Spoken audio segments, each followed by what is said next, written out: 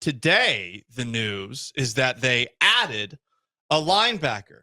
Some people were wondering if a couple of transactions, one of which opened up a roster spot, meant that maybe Christian Harris was returning from injury. Instead, we saw that the Houston Texans signed linebacker Devin White. You might remember him from his time with the Tampa Bay Buccaneers, where they won the Super Bowl against the Kansas City Chiefs in 2020, where he played out of his mind in that game.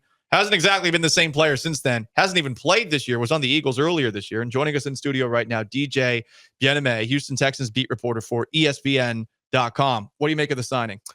What I make of the signing, I think obviously you want to add more depth at that position. Obviously, Devin White hasn't played much this year at all. Got beat out by Nakobe Dean. Even though he signed with the Eagles in the offseason, it looked like he was going to be one of their starters. So obviously, kind of a little bit of a fall from grace. But I think that if there's any coach that can get the best out of him, it will be DeMeco. And again, in this scheme, because he's a fast linebacker, he's one of those guys that kind of just plays off a reaction and is more sideline to sideline. Obviously, he can get downhill. But this swarmer. Yeah. I mean, I guess. Swarm. What do you mean? You don't like the swarm? It's corny, but whatever. Come on. So you're not up there breaking the rules in the press box saying Texans swarm for every third down? Sadly, I'm not. Okay. I would if I could. So, I mean, you couldn't do that at the game. You'd be in a suit. You might rip your suit if you do that. But they are tight suits. And you have on tight shorts. Yeah, DJ doesn't like my short shorts right now. His shorts are showing his whole thigh. Yeah. His whole thigh. That's what it's supposed to do. I can see his whole thigh. Yeah, what's wrong with that? I can see his whole thigh. What are you, in the mob? Or are you I am in the mob. From the Sopranos? You can't wear shorts. You're gay if you do. I am in the mob. Anyway. Special work ethic and relentless mindset. Devin White, you don't think he's bringing that? Sorry, I know the swarm acronym by heart. That's nasty. I think he could be a solid fit. Obviously you have him being in rotation with Aziz, and whenever Christian Harris gets back. So I think that it's a smooth move. It's a move needle that much. No, not really, but it's better than nothing.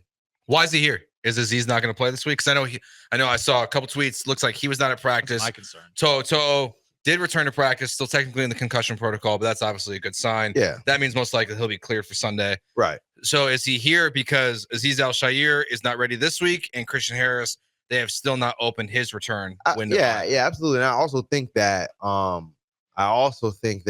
they probably want a little bit better play out of even though the linebackers did a decent job on Sunday, they probably want to add there because you always got to read between the tea leaves, right? Like, never really believe what the coach says at the podium, just believe what their actions are.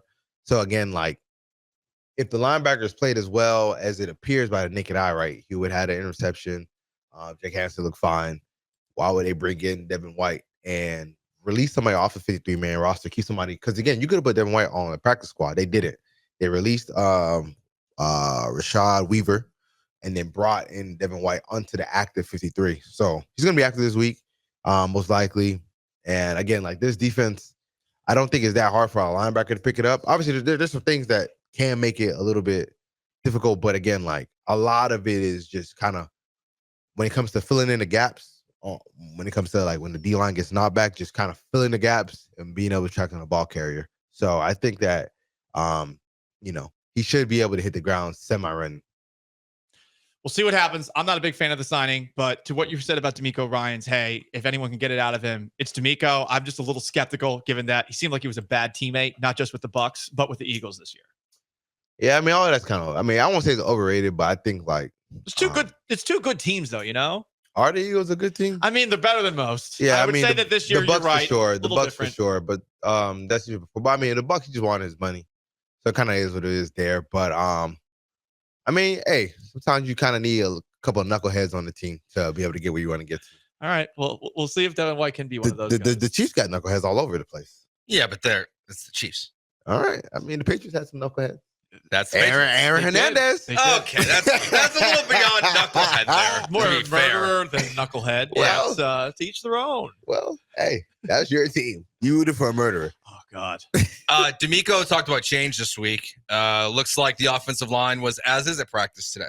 So no change. What's going on here? They're terrible. They sucked on Sunday outside of Joe Mixon. So they're fine at run blocking now. They struggle at pass block, picking up stunts. You've brought this up before. Who's at fault the most? Interior, Kenyon Green, Drew Scruggs, young players aren't, some of these things they're still like working through it. Because if you remember a lot, Kenyon's first year, the way people got around him was just they went through him for the most part, and you have success there, so you could take advantage of that there.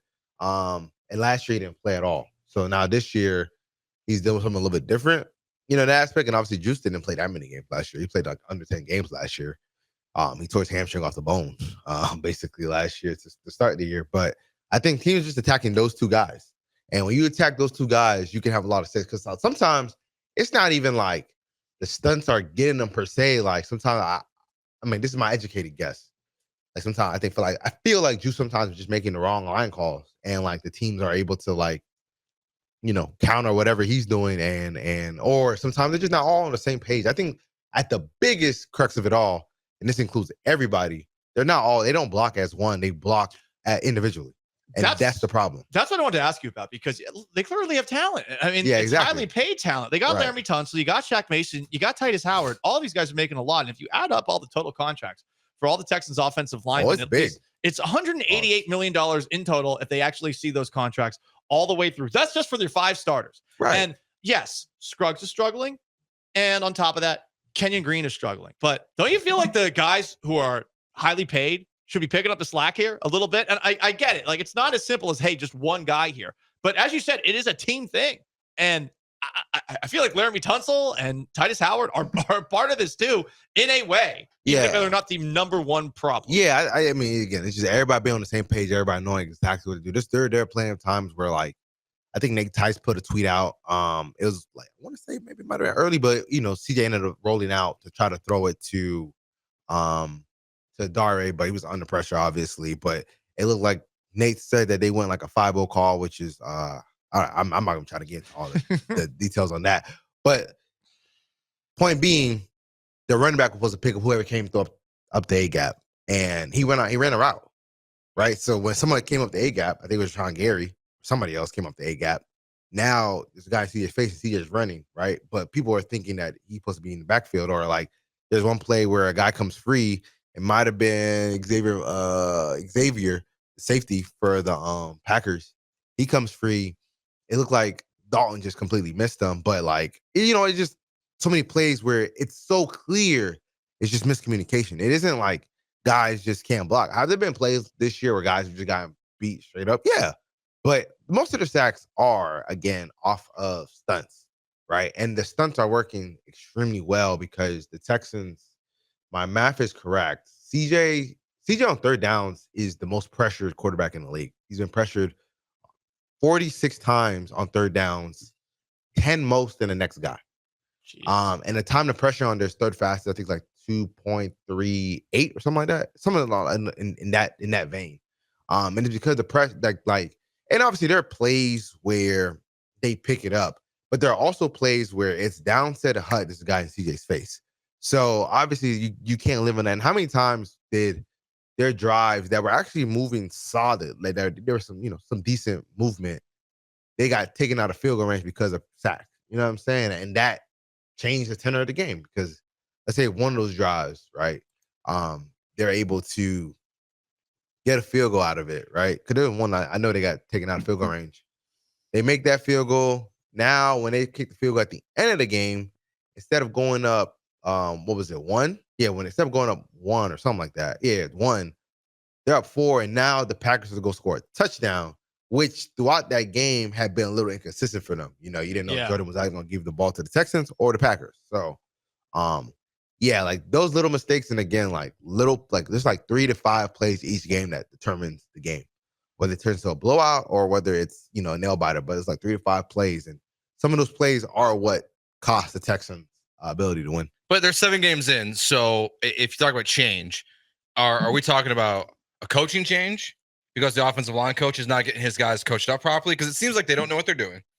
Or Drew Scruggs needs to be replaced, or Kenyon Green needs to be replaced, or some of this need to fall on the shoulders of CJ Stroud, where he needs to take over, because there are a lot of quarterbacks who are the ones calling the protections at the line. Like, what is the actual fix to this? Because until they fix it, I don't view them as a real contender for a Super Bowl. All right, so I agree with you on the latter part. Until you fix this, I don't consider you a contender for Super Bowl, mainly because you're going to see Chris Jones and Chiefs in the playoffs and Steve Spagnuolo. And if he knows you have terrible pass protection and your protection communication is bad, he's going to have guys running free at you all day on third down. So, yeah, I agree with you there. So I would say I'll go to each option you gave me. You said basically bench, Juice, or Kenyon Green. I don't think that changed the needle on anything, mainly because the guys behind him obviously aren't as good. And again, it's a communication issue. Second point, I would say it's going to be on Chris to get them right. Like Chris has to. That's the offensive line coach. Absolutely. Okay. He has right. Yeah, Chris Joshua. He has to get them right. It starts and ends with him. Would they replace him in the middle of the year? I don't think replacing him in the middle of the year does anything.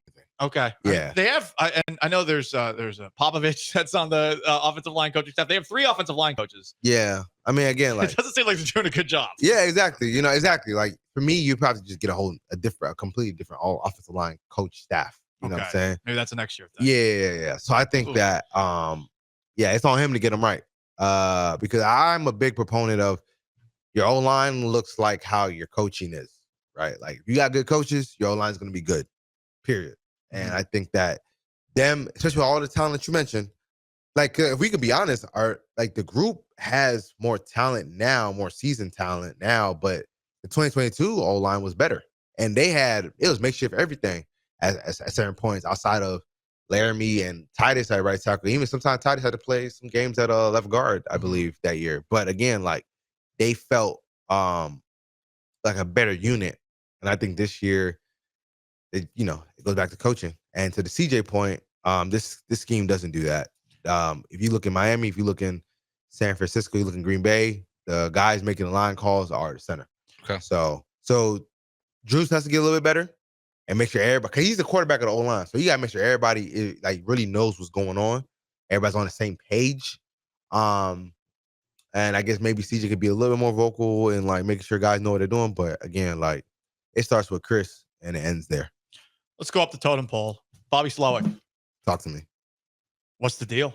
I mean, if anyone's going to be blamed for this year, once you go north of the offensive line and the offensive line coaches, it's on Bobby. They got plenty of wide receivers.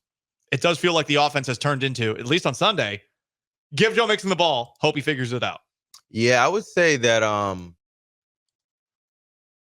wouldn't put that much on Bobby this last week, mainly because if your O-line isn't blocking very well, what can you do? Obviously you could say the same thing for Stroud too. Yeah, exactly. So I was more critical of him at the Vikings game, the Bills game. I was more critical in those situations, but I think the Packers game was more like guys are just like, what is he supposed to do when Titus Howard trips on Dalton Schultz's foot?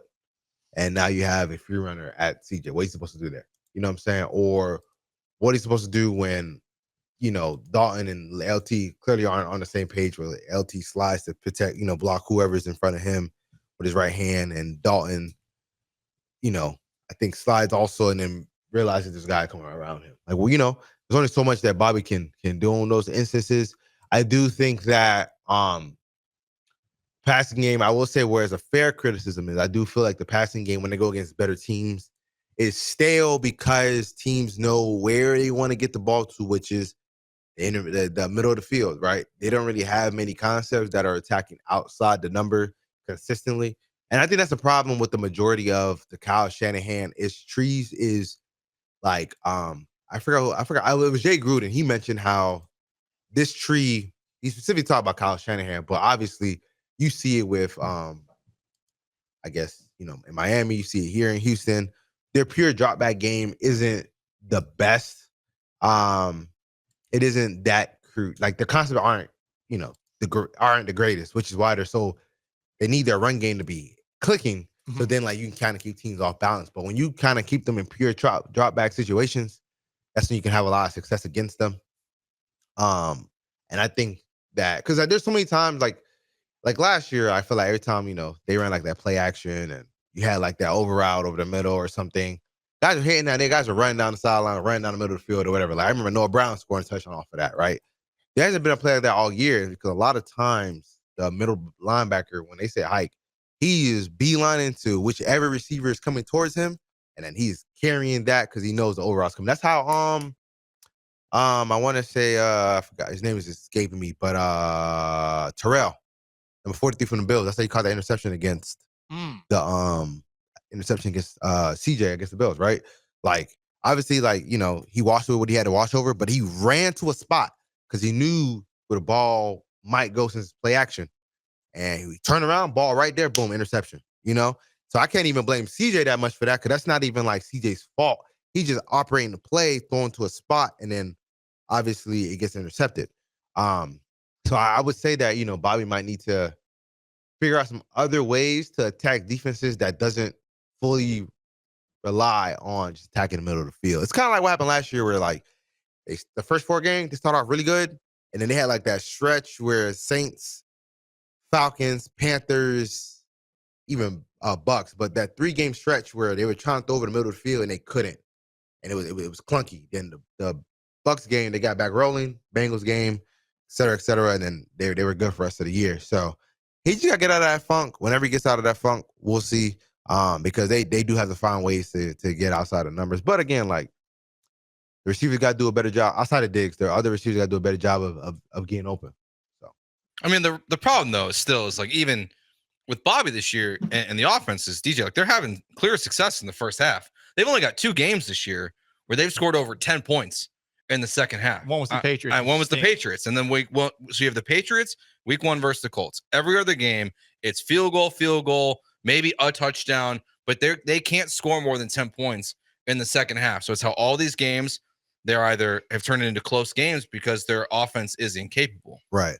So it just seems like Bobby Slowick has zero idea how to counter whatever the defense does at halftime. Yeah, I agree. I agree that he struggles with countering because I feel like sometimes coaches kind of get too up their keister where they focus. And that's why sometimes like players say it's nothing that they did. It's us. We got to execute better. Texans say that a lot. And it's like, well, sometimes the other team is just better at they're better executing what you're trying to. Well, they're better executing stopping what you're trying to do. And sometimes it's not about, oh, well, I'm going to just keep banging my head and trying to overcome that. Sometimes you need to counter what they're doing because obviously if they're trying to stop what you like to do, there's something else that's vacant, something else that's voided. You know what I'm saying? It's kind of like if you're playing basketball and like the team that you're playing wants to keep getting to the rim and you just wall all that up. Well, now the 3-point shot's open. You can take those 3-point shots, right? And I think that the Texans, Bobby has to figure out ways how to counter. Because, right, like it always looks fine in the first half, then the second half, it completely goes down the drain, right? Like that's the majority. Like if we take out the Patriots game, because Patriots aren't a real football team. Sorry, Paul. They're not. That's been the case the majority of the games outside of the Colts game. The Colts game, they were able to score some points in the second half, but Bucks game, none of the Bucks game. Bears game, I think they got 3 points. Vikings game, they got 7. The Jags game, I believe. What did they get? Like 6? No, they got 7. Well, they got 7 in the fourth. Oh, Yeah. the final drive. Yes. The last drive of the game. Yes. The last drive of the game. They got 7. nothing. The Bills game, they got 2 field goals. Yeah. That's it. Like they're incapable Yeah. of doing anything in the second half. Good, DJ. Yeah, I know. Now we sound like, negative Nancy's. Well, We're being honest though. They're 5-2, and like the vibes are bad. Yeah. Well, I won't say the vibes are bad. I think Texans fans realize it's a flawed team, and that the team that they were sold coming into the season hasn't transpired into that. Right? It's supposed to be this high flying, explosive offense. Like defense was whatever. Like regardless of, it was about because was the offense going to be high flying, and I still think they will eventually get to that point. But it felt like it was the Nico Mixon show for the most part. Like if those 2 guys are on with CJ, then all right, you're good. But so far, it just doesn't feel like Bobby's done the best job of putting everybody in position to eat. do you think it'll change Sunday against the Colts Yeah. at NRG Stadium? Do you think that this is the game where they actually blow up? Blow up? Oh, no. They need Nico for that. Okay. Oh, no. They need Nico for that. I mean, again. Got me excited for a second. No. It probably when Nico gets back. Because, it probably when Nico gets back. But, I mean, because at that point, they'll have Nico. They'll have their big 4. Can't really say 5 because Dalton hasn't done much this year. So, their big 4. Well, Hey, Big Three. Tank hasn't done much either. So, What is it? What is it? See, it's so bad. And it's funny. They are 5-2, and I'm even allowing like the people that have been criticizing them to get to me because but I feel the same way. We were built something that we have not seen anywhere close to. And yeah. I'm sorry, you got a quarterback in CJ Stroud. Shouldn't he be able to overcome the offensive line? Shouldn't he be able to overcome? But he does, though. Last week was the first time he wasn't able to. So that's concerning. Yeah. Well, I mean, It is. It's fine. It's fine to admit it. It is concerning. What are they going to do? No, the O-line is, the pass protection is concerning, absolutely. Because again, if this team was built to be a 9-win team, everybody would be feet in the air, ecstatic. I don't know. Cartwheels. If they were built to be a 9-win team, absolutely. I don't know. People be ecstatic right now. 5-2, you expect to get 9, right, Sean? If you expect to get 9 wins and you are 5-2, you'd be, oh my God, we only got 4 more wins to go. But this team was expected to be a Super Bowl team. And it's like, yo, they can't pass block. They can't pass block at all. Where's Tank? Where's the interior offensive line? Nico's hurt. Diggs looks fine, but people thought Diggs was going to be what, and I think that's more of a Bobby thing than it is anything else. Defense is okay. The defense, my swarm, but I mean, the defense is okay, right? Like, defense did its job on Sunday. The defense did its job. Oh, no way. No, keep on going. Keep on going. They got 24 points. It's the NFL. 24 points in the NFL is not that much. It's not. They gave up 24 points. Let DJ cook. They gave up 24 points. Caleb Bullock, they went through your hands, bro. What are you doing? Let's be honest. They gave up 24 points. And, yes, they did force 2 turnovers, right? But that was just Jordan Love having CTE for half a second. You know what I mean? That was just that would make the Brett Favre comparison. He was just But then, you're able to, when they had to get things done, they got things done. So I mean, I don't know. Obviously, defense playing fine. Yeah, they were fine. Yeah, but the year they've been a solid to good unit. They haven't been dominant, right? Yeah. All right. So they were built to be a dominant team. This team, I don't know if they could beat Kansas City, but I do think this. I want to end on a positive note. Okay. I think they'll get it together. I think by the end, because I feel like I'd rather them be working through this while they're winning than working through while they're losing. How together? Oh, I mean, I think based on the way the AFC looks, man, the AFC looks like garbage. AFC is pretty bad. Yeah, the AFC is pretty bad. AFC, you could be the Bengals, you could be the Dolphins, you could be the Chargers, and still have a chance. You could be the Jets, and still have a chance. Just a 2-5. And I have fans.